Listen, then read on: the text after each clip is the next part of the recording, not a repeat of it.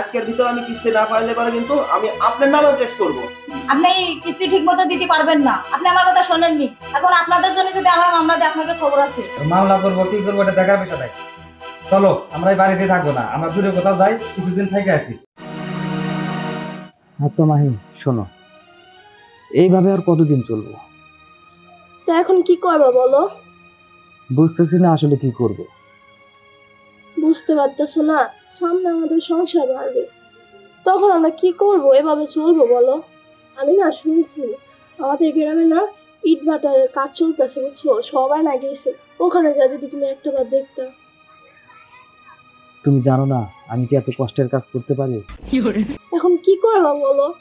কষ্টের কাজ করতে হইব, সবসময় যে কষ্টের কাজ করতে পারবো না এটা কোনো মানি আছে বলো? আচ্ছা শোনো, আমি একটা বুদ্ধি পাইছি। আমি একটা ব্যবসা করতে চাচ্ছি। তুমি তোমাদের বাড়ি থেকে আমারে কিছু টাকা এনে দাও। শুনেছি বাদল ভাই ব্যবসা করে অনেক লাখপতি হয়েছে। তা আমি চাচ্ছি তোমার বাড়ি থেকে যদি আমাকে কিছু টাকা এনে দাও তাহলে আমিও কোটিপতি হতে পারবো, তখন আমাদের সংসার সুখে শান্তিতে চলবে। কি বলতেছো?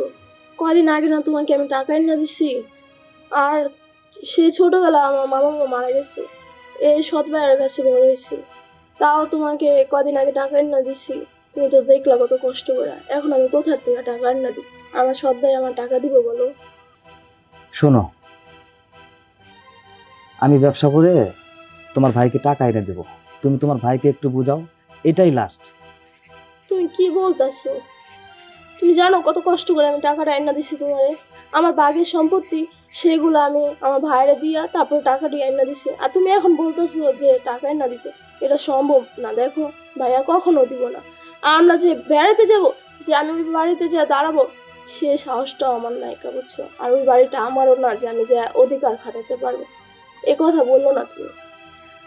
তারপরেও তো তোমার ভাই, সৎ ভাই হলেও তোমার ভাই, তুমি আরেকটি বার তোমার ভাইকে একটু বুঝাও।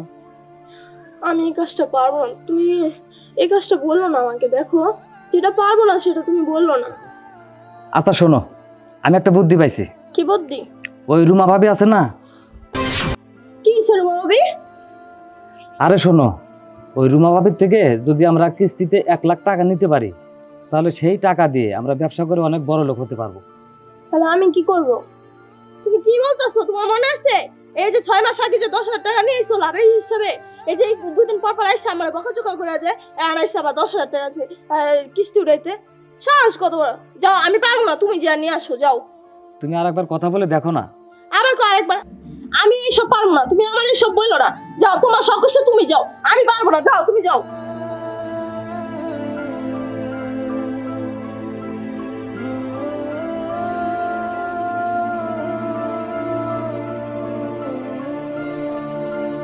কি করি বুঝতে পেরেছি, এখন যা করার আমারই করতে হবে। দেখি রুমা ভাবিকে আমি একটু বুঝিয়ে বলি। যাই। ভাবি, ভাবি, ভাবি, আমি মিঠু। ও মিঠু ভাই, কি হয়েছে ভাই? ভাবি আইছিলাম তো একটু দরকারে। টাকা পয়সার দরকার হলে বললেন না, অন্য কোনো দরকার হলে বলেন। কারণ আগের বারে একবার টাকা নিয়ে আপনি অনেক ঘোরাঘুরি করেছেন, এখন আর ওই টাকা পয়সার ছাড়া অন্য কোনো কথা থাকলে তাই বলেন, টাকা পয়সার কথা আর বললেন না ভাই। আসলে ভাবি আপনি তো জানেন আমাদের পরিবারটা খুব কষ্টে চলছে, তাই আমি আসছিলাম যে আপনার সমিতিতে যদি আমাকে ভর্তি করাতেন। আপনার সমিতি থেকে যদি আমি 1 লাখ টাকা পাই তাহলে আমি সেই টাকা দিয়ে ব্যবসা করব, তারপর আমি আপনার সমস্ত টাকা শোধ করতে পারবো। হ্যাঁ আমি জানি আপনি কিভাবে যে কিস্তি চালান সেটা আমি জানি। বিশ্বাস করেন আমি প্রত্যেক সপ্তাহে আপনার কিস্তি নিয়মিত দিয়ে দেব।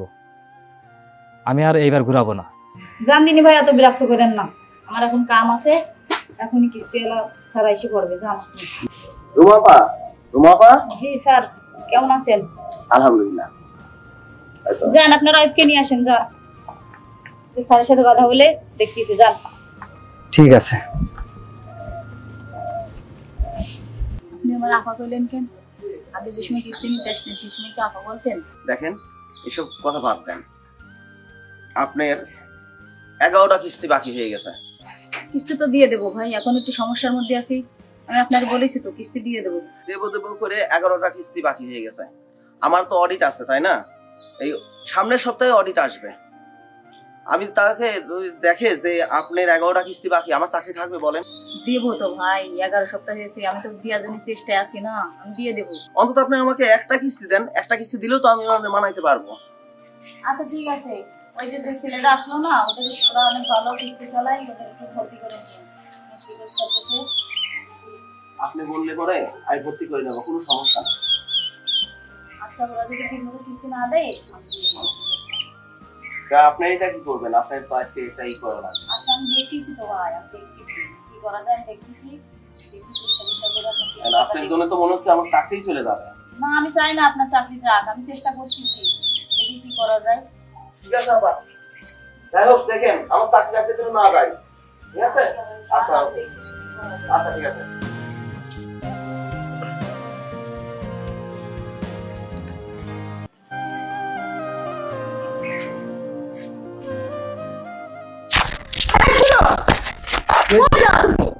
আমি একটু কাজে যাইতেছি।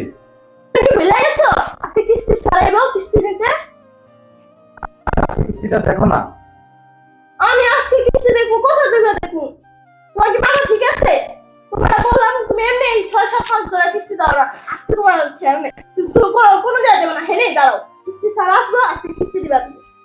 আর সব টাকা কি আমি একা খাইছি নাকি? কি বলতেছো তুমি? আমি খাইছি? সব টাকা তো তোমার ভিতরে দিছি। আমার তো করে দিছো। এই যে শাড়ি, স্বর্ণের চেন, স্বর্ণের চুড়ি, এগুলো কত টাকা হয় তুমি জানো? কত টাকা হয়েছে? বেশি তো আর হয় নাই কা, কত বছর পর তুমি আমার দিছো, আর এখন তুমি অনুরোধ করতেছো, টাকা কোথা দিতেছো, আর আমি না থাকলে তোমার কিস্তি তুমি বেশি বাড়াবাড়ি করতেছো। কিন্তু তুমি এত চেতো না তো। আমি তো চেতো না, কিস্তি সারাই বার, এখন আমি কি করবো? তুমি এবার একটু ম্যানেজ করো, আমি কাজটা শেষ করে দেখি কিছু পাই নাকি। আমি পারবো না কিস্তি দিতে, আমি না এখন বের হয়ে যাবো, তাও আমি কিস্তি দিতে পারবো না, আমি এখন চলে যাবো। মেয়েরা আপনার 6-7 মাস বসেন।